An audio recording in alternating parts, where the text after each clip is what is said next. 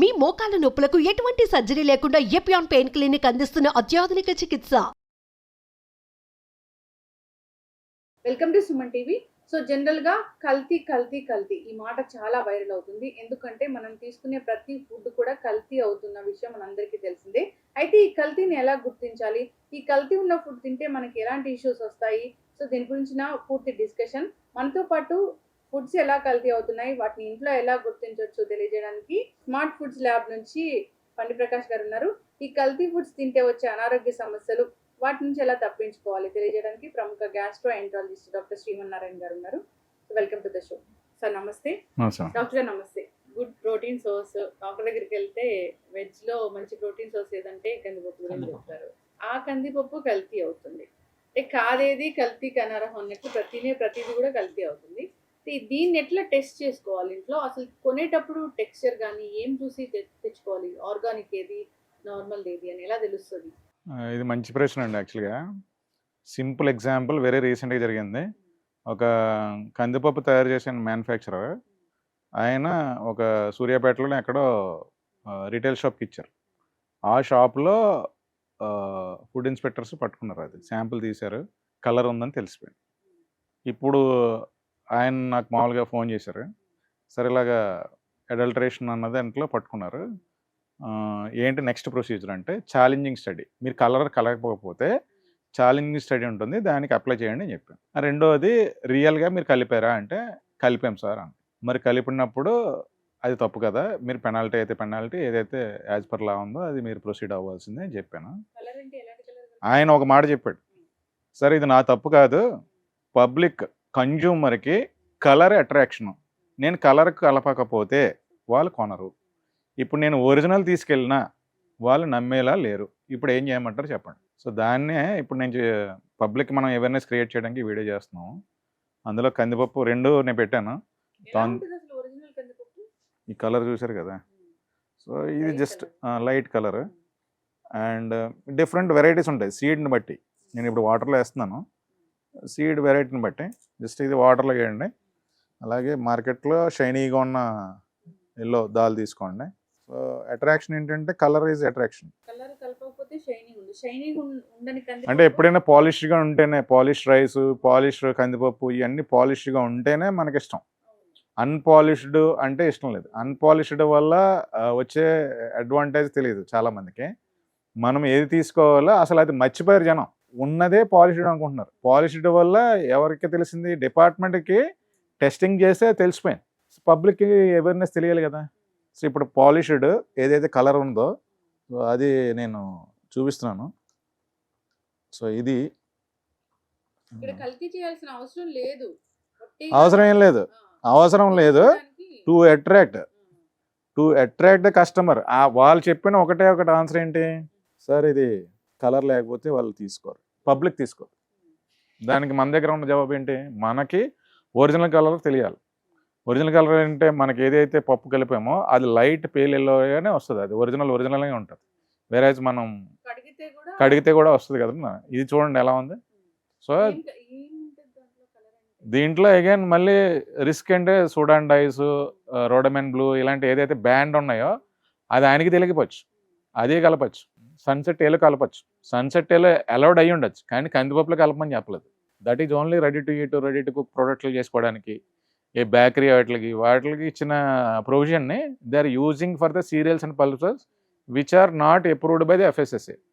ఎఫ్ఎస్ఎస్ఏలో వీలు కానటువంటివన్నీ కూడా ఓవర్కమ్ చేసి వీళ్ళు చేస్తున్నారు. దానికి ఒకటి రీజన్ చెప్పినంటే పబ్లిక్కి ఇదే ఇష్టం, కలర్ ఉన్నవే ఇష్టం అని చెప్పాడు.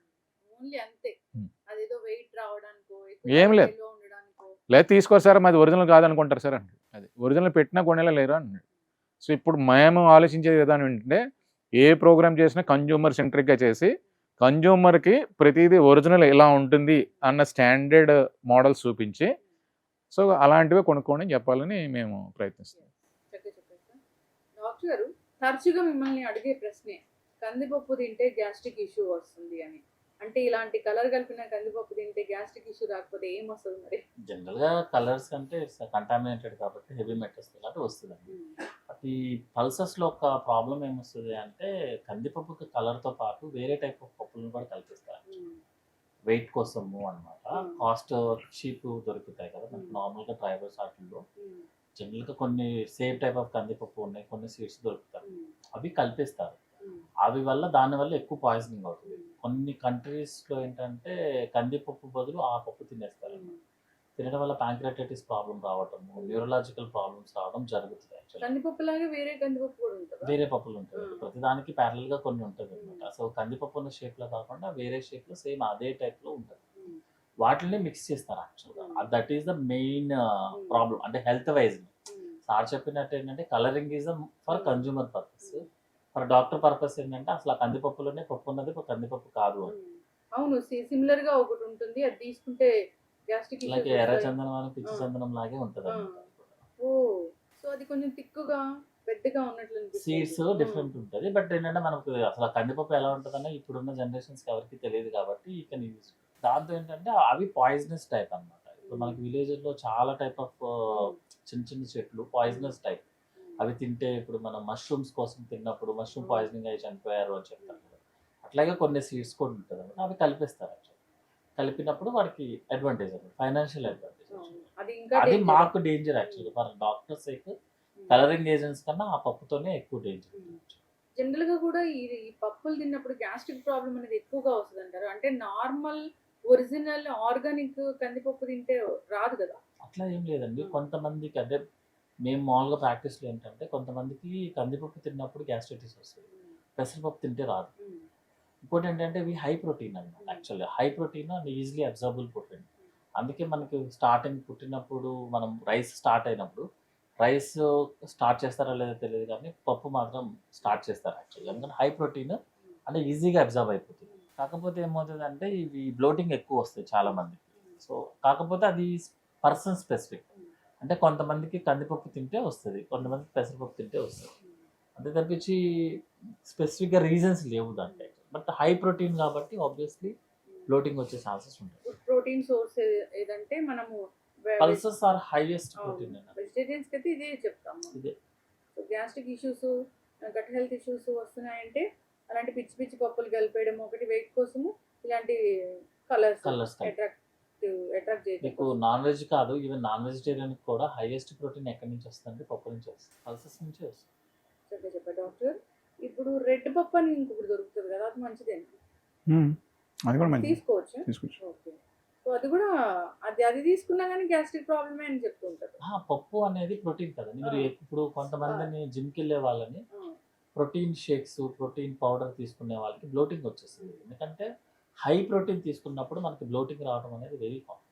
అయితే ఈ కలరు కలిపిన మనం కడిగేస్తాం కాబట్టి ఎక్కువ వెళ్ళదేమో లోపలికి. అవును, కొంతమంది కడుక్కున్న తర్వాత పోయింది, కొంత అయితే ఉంటుంది. ప్లస్ ఇప్పుడు కొన్ని చోట్ల అయితే కడగరు, డైరెక్ట్గా ఉడకబెడతారు. జనరల్ గా కడిగితే పోతే వాడు కంటామినేట్ చేయరు. చేయలేదు. నెక్స్ట్ టైం వాడి షాప్ మనం వెళ్ళాం కదా. షాప్ అనేది అంటే ఆయన చెప్పిన పర్పస్ ఏంటి? To attract the public, but అది ఏమవుతుంది, damage to the public. Doctor గారు, సార్ మనం ఈ ప్రోగ్రామ్ ఏది చేసినా కానీ ప్రజలకి అవేర్నెస్ కల్పించడానికి, సో ఎట్లా తీసుకోవాలి, ఎలాంటి సోర్స్ నుంచి తీసుకోవాలనేది ఈసారి అడిగి చెప్తున్నాము. మిమ్మల్ని అడిగి ఎలాంటి ఇష్యూస్ వస్తాయని, ఎప్పుడైనా ఏదైనా ఫుడ్ తిన్నప్పుడు ఇష్యూస్ వస్తున్నాయి లేదా ఫుడ్ పాయిజన్ అయినట్లు అనిపిస్తుంది, బయట ఫుడ్ తినకపోయినా ఇంట్లో ఫుడ్ వల్ల కూడా అంటే ఒకసారి మనం చెక్ చేసుకోవాల్సిన అవసరం ఉంటుంది. వేరే బెటర్ ఆప్షన్కి వెళ్ళాల్సిన అవసరం ఉంటుంది. సో మనం ఈ సిరీస్ అనేది కంటిన్యూ చేద్దాం. చాలా చక్కటి ఇన్ఫర్మేషన్. Thank you.